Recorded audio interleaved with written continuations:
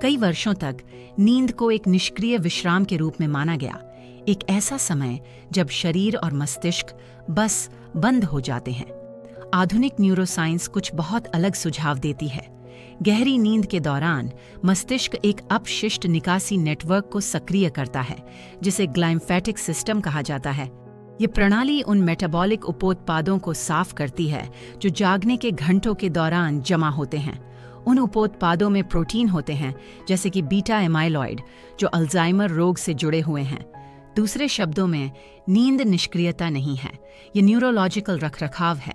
जब नींद कम होती है, खंडित होती है या लगातार बाधित होती है, तो यह सफाई प्रक्रिया कम प्रभावी हो जाती है।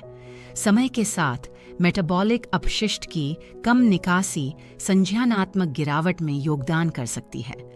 इसका मतलब यह नहीं है कि एक खराब रात की नींद से नुकसान होता है।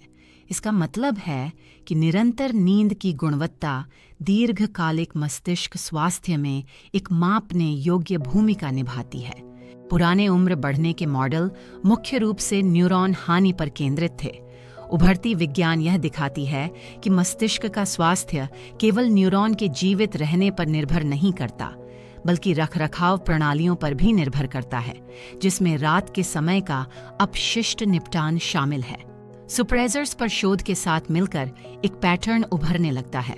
बुजुर्ग मस्तिष्क गतिशील रहता है, यह अनुकूलित होता है, लेकिन इसे लगातार जैविक समर्थन की आवश्यकता होती है। नींद कोई वैकल्पिक समय नहीं है, यह सक्रिय न्यूरोलॉजिकल हाउसकीपिंग है। आधुनिक विज्ञान यह पुनः आकार दे रहा है कि हम उम्र बढ़ने को कैसे समझते हैं। इसे अनिवार्य बंद के रूप में नहीं, बल्कि एक प्रणाली के रूप में जो कार्य करना जारी रखती है, बशर्ते कि इसके रखरखाव प्रक्रियाओं का सम्मान किया जाए। हमारे अगले एपिसोड में हम देखेंगे कि शारीरिक गतिविधि मस्तिष्क के इंसुलिन सिग्नलिंग और संज्ञानात्मक लचीलापन को कैसे प्रभावित करती है।